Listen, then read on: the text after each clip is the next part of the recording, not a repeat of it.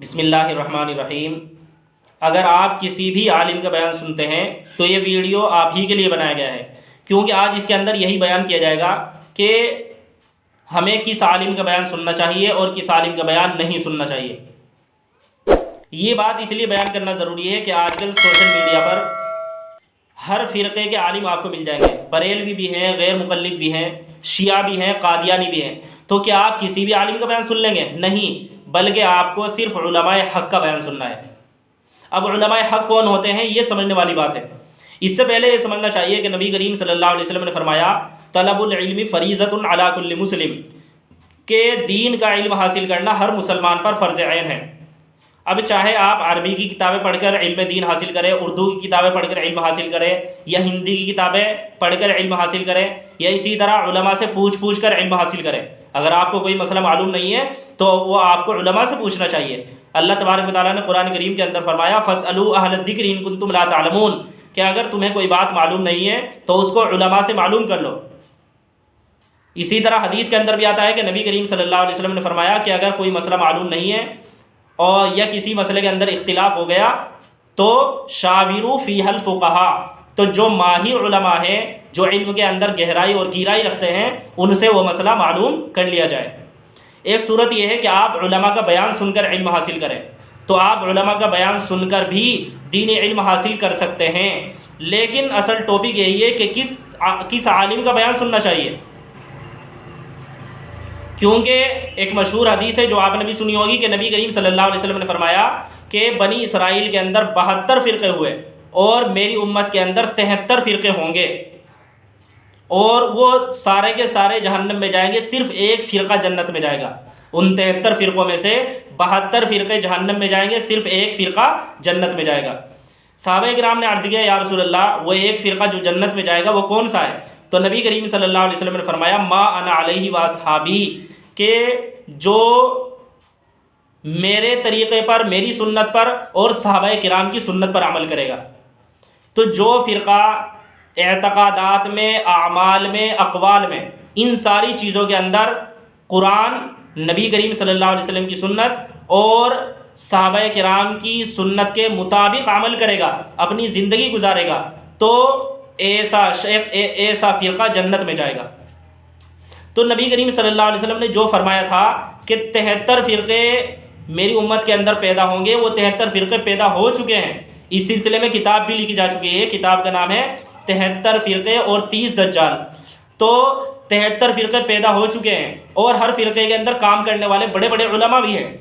شیعوں کے اندر بڑے بڑے علماء ہیں، قادیانیوں کے اندر بڑے بڑے علماء ہیں، بریلویوں کے اندر بڑے بڑے علماء ہیں۔ تو کیا آپ کسی بھی عالم کا بیان سن لیں گے؟ نہیں، بلکہ آپ کو صرف علماء حق کا بیان سننا ہے، جو علماء اہل السنہ والجماعہ ہیں، صرف ان کا بیان سننا ہے۔ علماء حق کون ہوتے ہیں؟ جو 4 چیزوں کو مانتے ہیں وہ علماء حق ہیں۔ پہلی چیز قرآن کریم، دوسری چیز نبی کریم صلی اللہ علیہ وسلم کی سنت، اور تیسری چیز صحابہ کرام کی سنت، اور چوتھی چیز وہ بھی ضروری ہے، وہ یہ ہے کہ چاروں اماموں میں سے کسی ایک امام کو مانیں۔ 4 امام کون کون سے ہیں؟ امام ابو حنیفہ، امام مالک، امام شافعی، امام احمد ابن حنبل۔ ان 4 اماموں میں سے کسی ایک امام کو ماننا یہ بھی ضروری ہے۔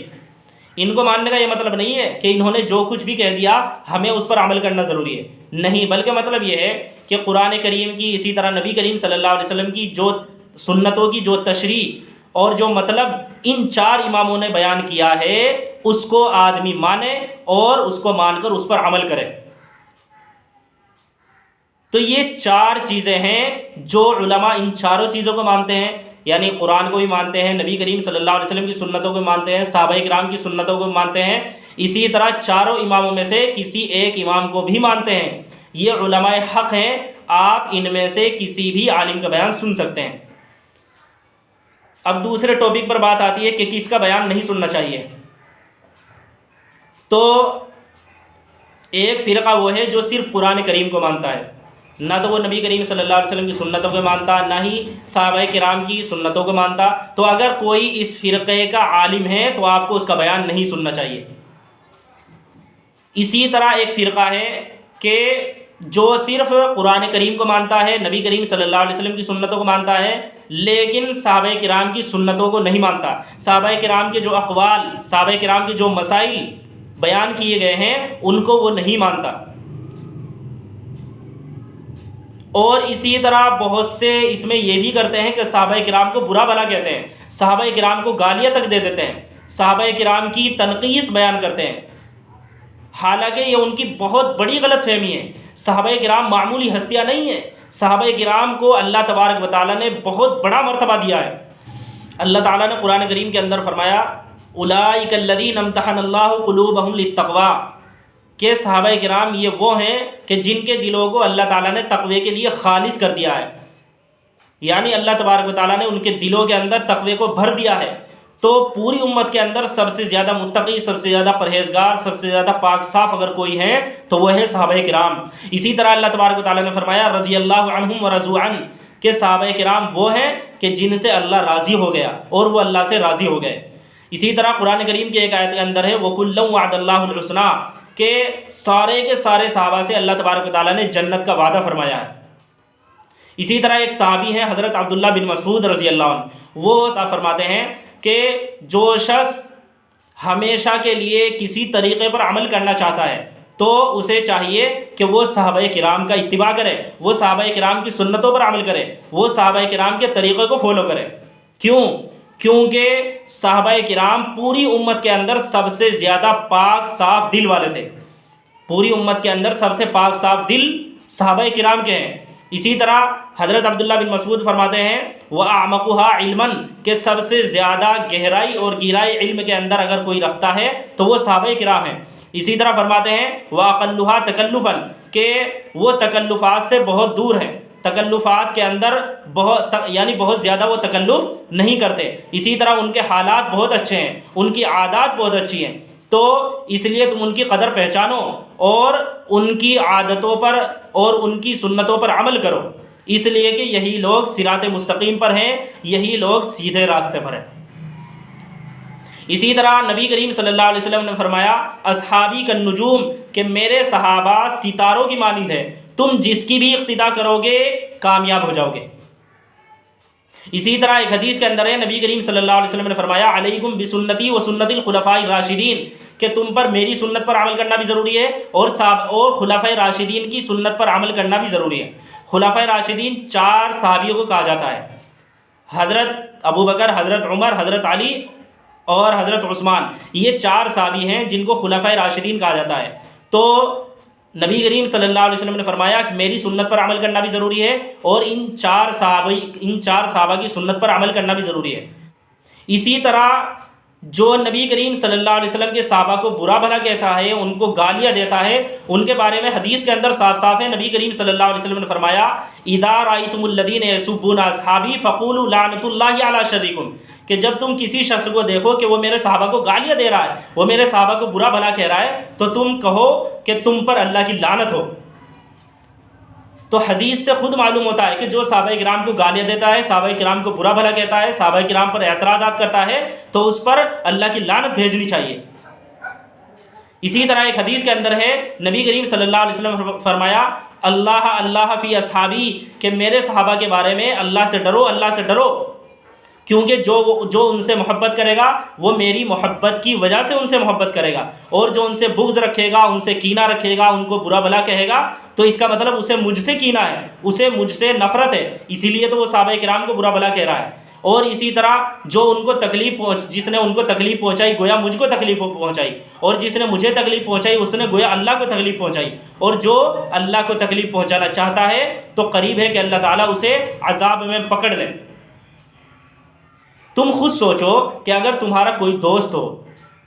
تو اس کے جتنے بھی دوست ہوں گے تم ان سے بھی محبت کرو گے، کیونکہ وہ تمہارے دوست کے دوست ہیں۔ تو اسی طرح اگر کوئی یہ کہتا ہے کہ مجھے نبی کریم صلی اللہ علیہ وسلم سے تو محبت ہے لیکن نبی کے صحابہ سے مجھے کوئی مطلب نہیں ہے، تو اس کا مطلب وہ جھوٹا ہے، وہ اپنے دعوے کے اندر جھوٹا ہے، کیونکہ اگر اسے نبی کریم صلی اللہ علیہ وسلم سے محبت ہوتی تو نبی کے جو یار ہیں، نبی کے جو صحابہ ہیں، ان سے بھی محبت ہوتی۔ تو بہرحال بات یہ چل رہی تھی کہ ایک فرقہ ہے کہ جو قرآن کو مانتا ہے، نبی کریم صلی اللہ علیہ وسلم کی سنتوں کو مانتا ہے، لیکن صحابہ کرام کو نہیں مانتا، صحابہ کرام کے اقوال کو حجت نہیں مانتا، تو اگر کوئی ایسا فرقہ ہے آپ کو اس کا بھی بیان نہیں سننا چاہیے، کیونکہ حدیث کے اندر صاف صاف ہے کہ نجات پانے والا فرقہ جو جنت میں جائے گا وہ ہے کہ جو ان 3 چیزوں کو مانے گا، قرآن کو مانے گا، نبی کریم صلی اللہ علیہ وسلم کی سنتوں کو مانے گا، اور صحابہ کرام کی سنت پر عمل کرے گا۔ تو اگر کوئی فرقہ ایسا ہے کہ جو قرآن کو بھی مانتا ہے، حدیث کو بھی مانتا ہے، لیکن صحابہ کرام کو برا بھلا کہتا ہے، صحابہ کرام کے اقوال کو حجت نہیں مانتا، صحابہ کرام کو نہیں مانتا، تو آپ کو اس فرقے کے عالم کا بھی بیان نہیں سننا ہے۔ اسی طرح بہت سے لوگ ہیں کہ جو قرآن کو بھی مانتے ہیں، حدیث کو بھی مانتے ہیں، صحابہ کرام کو بھی مانتے ہیں، لیکن وہ یہ کہتے ہیں کہ جو 4 امام ہیں ہم ان میں سے کسی امام کو نہیں مانیں گے۔ تو یاد رکھنا چاہیے کہ چاروں اماموں میں سے کسی ایک امام کو ماننا یہ بھی واجب ہے۔ اگر چاروں اماموں میں سے کوئی ایک امام کو نہیں مانتا، باقی ساری چیزوں کو مانتا ہے، قرآن کو بھی مانتا ہے، حدیث کو بھی مانتا ہے، صحابہ کو بھی مانتا ہے، لیکن چاروں اماموں میں سے کسی ایک امام کو نہیں مانتا، تو وہ بھی غلطی پر ہے۔ دارالعلوم کے فتوے کے اندر صاف صاف لکھا ہوا ہے کہ تقلید واجب ہے، یعنی چاروں اماموں میں سے کسی ایک کو امام کو ماننا یہ بھی ضروری ہے۔ اگر کوئی نہیں مانتا تو وہ غلطی پر ہے۔ تو اس لیے اگر کوئی ایسا ہے کہ جو قرآن کو بھی مانتا ہے، حدیث کو بھی مانتا ہے، صحابہ کرام کی سنتوں کو بھی مانتا ہے، لیکن چاروں اماموں میں سے کسی ایک امام کو نہیں مانتا، تو وہ بھی غلطی پر ہے، آپ کو اس کا بھی بیان نہیں سننا چاہیے۔